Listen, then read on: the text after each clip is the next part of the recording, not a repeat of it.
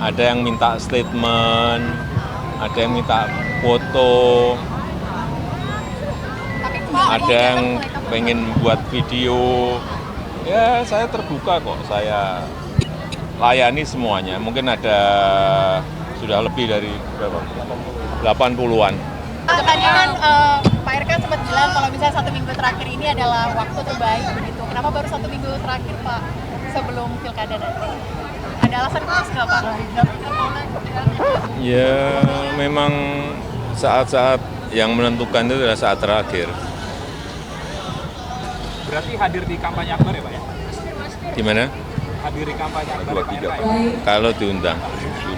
Diundang Pak, insya Allah tanggal 23. Ke sini atas kemauan sendiri apa undangan dari Kang Emil? Diundang. Diundang. Pak Jokowi ini kemarin turun gunung di Jakarta, sekarang turun gunung di Hmm? Jakarta. Kemarin Bapak turun gunung di Jawa Tengah, sekarang turun gunung di Jakarta. Apa alasan Bapak untuk turun gunung seperti itu? Apakah ada suara yang mungkin kurang dari Ridwan Kamil yang akhirnya itu Bapak dongkrak atau enggak? Dalam semuanya memang di etapa terakhir seperti ini harus bekerja keras. Saya datang karena memang saya mendukung. Di Jawa Tengah juga saya datang karena saya mendukung. Saya diundang ke Jakarta, saya datang karena saya mendukung. Terima Ada kasih. daerah lainnya nggak sih Pak Jokowi? Ada daerah lainnya nggak sih Pak Jokowi? Selain Jateng dan juga Jakarta? Ada, tapi kan waktunya nggak mungkin kan saya datengin semuanya. Di Solo. Pak Jokowi, Pak terkait dengan Mas, ini tumpang tindih nggak Pak dengan kanan orang yang Tanyakan ke yang lain saja. Pak Jokowi dengan dukungan Pak Jokowi apakah bisa mendongkrak elektabilitas Kang Emil lagi Pak Jokowi mungkin di atas 50%? Kedaulatan ada di tangan rakyat. Pak Jokowi waktu Kedaulatan ada di tangan rakyat. Yang menentukan semuanya adalah rakyat. Pak Jokowi Kita ini hanya berusaha, berikhtiar.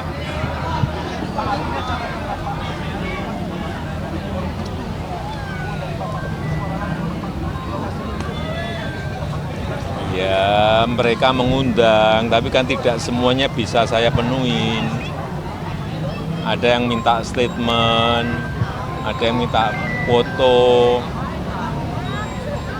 ada yang pengen buat video.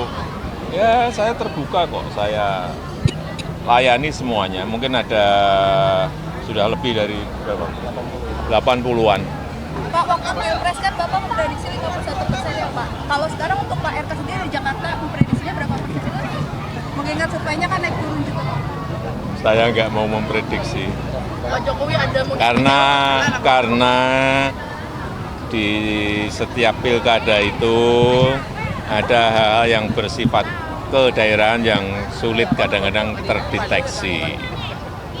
Tapi kalau calon mestinya sudah menguasai medan, ada feeling politik, rakyat seperti apa, beda. Kalau saya kan sudah purna tugas. Pak Jokowi ada kecewa khusus nggak ke Pak RK datang Pak? Pak Jokowi seperti Pak. Jadi tadi kan disinggung oleh Pak RK nih Pak soal Jakarta bukan ibu kota lagi, ibu kota sekarang di IKN. Nah kalau melihatnya nih Pak, kemarin Bu Sri Mulyani motong soal anggaran infrastruktur, IKN masih banyak. Kan sudah statement tidak sekali dua kali Presiden Prabowo bahwa justru pembangunan di IKN akan dipercepat. Coba dilihat. Ya. Terima kasih. Ada pesan khusus nggak untuk Kang Emil? Bahagia banget mukanya Kang Emil dengan kedatangan Pak Jokowi Kang Emil. Ya, tidak bisa dipungkiri bahagia sekali di saat memang detik-detik, minggu-minggu terakhir kehadiran mantan presiden, mantan gubernur DKI. Kami bersahabat sudah lama, zaman saya wali kota. Sebelum saya wali kota, beliau hadir sebagai wali kota. Saat saya wali kota, beliau hadir sebagai gubernur, kemudian membersamai sampai beliau presiden 10 tahun, kemudian di IKN. Itulah hubungan kami. Dan tadi Pak Jokowi menyampaikan kuncinya adalah rekam jejak. Mudah-mudahan warga Jakarta melihat itu, bahwa membangun Jakarta semua mungkin programnya mirip-mirip ya, tapi yang membedakan kan rekam jejak. Saya pernah ngurusin kota, pernah ngurusin koordinasi dengan pusat sebagai gubernur, nolongin Jakarta juga, bikin 2 bendungan kan di Bogor. support program presiden. Makanya sekarang kan di Jakarta banjir berkurang, Pak. Ya. Salah satunya berfungsinya itu. Itu kan peran dari kami yang berkoordinasi, saya di daerah. Nah, mudah-mudahan rekam jejak, pengalaman, dan memang ilmunya kami ada di tata kota, tinggal diberi kesempatan oleh warga Jakarta, diberi takdir oleh Allah. Insya Allah Jakarta perubahannya lebih cepat. Nah, itu harapannya. Saya mengundang Pak Jokowi hadir, alhamdulillah. Makanya saya sumringah. Besok juga kalau memang beliau ada waktu, saya ingin menyapa warga Jakarta, nanti dikabari ke wartawan. Ya. Kang, mungkin ada alasan kenapa Pak Suswono nggak datang nih Kang? Ini kan acara spesial banget nih Kang. Ya kan sekarang itu kita sebagian udah janji ke warga, ada ribuan warga nungguin. Kalau dibatalkan semua nanti kecewa, suaranya hilang kan.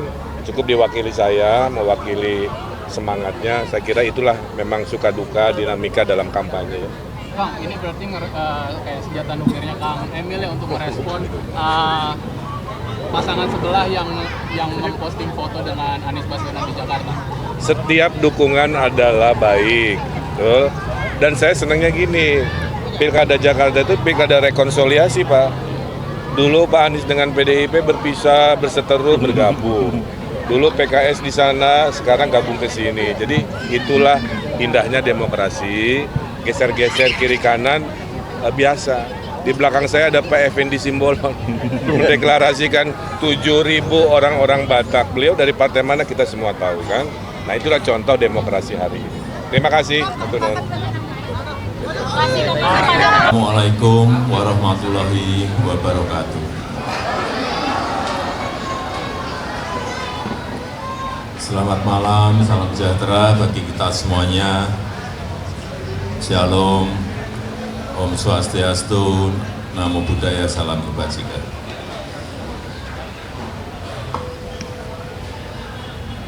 Bapak Ibu yang saya hormati, yang saya muliakan, saya mungkin ingin langsung saja pada urusan Jakarta.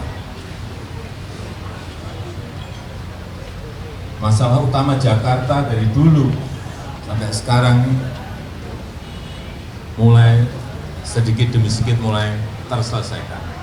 Yang berkaitan dengan macet, yang berkaitan dengan banjir, yang berkaitan dengan tata ruang, yang berkaitan dengan tambahan sekarang satu lagi, yang berkaitan dengan polusi.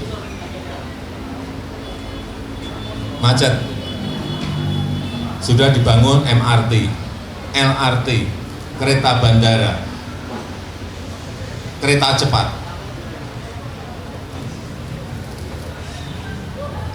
Tinggal menyelesaikan misalnya MRT, rute yang utara selatan dirampungkan, rute yang barat timur dirampungkan, sehingga nantinya semua penduduk Jakarta ini memakai transportasi massal yang kita miliki.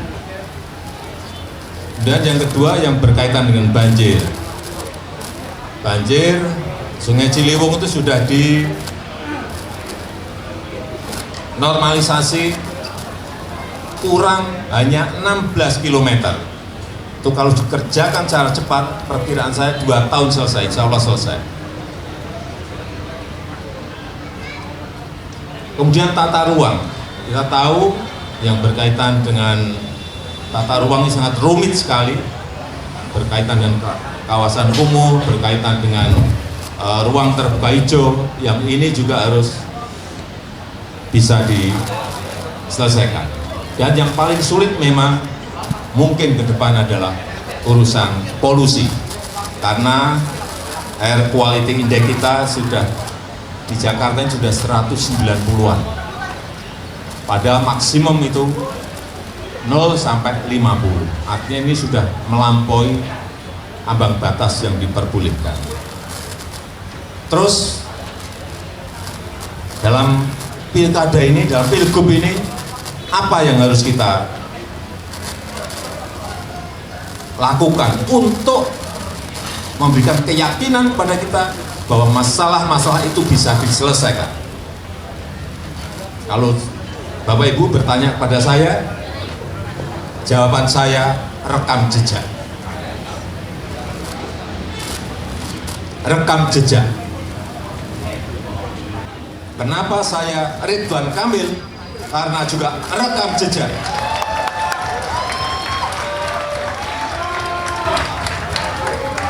Saya ulang, kenapa saya Ridwan Kamil? Karena rekam jejak. Bapak Ridwan Kamil yang pertama pernah menjadi wali kota. Dalam skup manajemen kecil, mengelola kota itu juga tidak mudah. Beliau sudah memiliki pengalaman itu.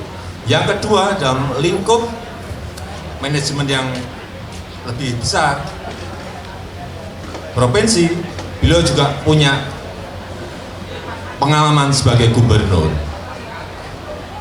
Terus, yang paling penting ditunjang oleh ilmu yang Pak Ridwan Kamil miliki. Beliau dari teknik arsitek ITB. Yang kedua, masternya di urban design di Berkeley. Karena kalau sudah urban design itu artinya di situ ada ilmu city planning, pasti ada. Ada Pak Ridwan? Pasti ada. Di situ ada urusan yang berkaitan dengan landscape kota, pasti ada. Dan yang lain-lainnya. Artinya secara rekam jejak punya, secara ilmu punya, kurang apa lagi? Mau pilih yang mana lagi? Iya enggak? Iya enggak?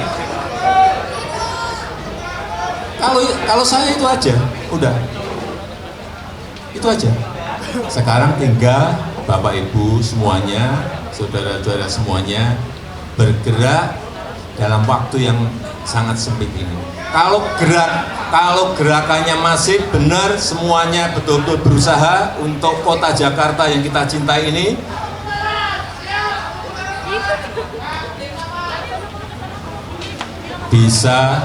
bisa kayak Pilpres.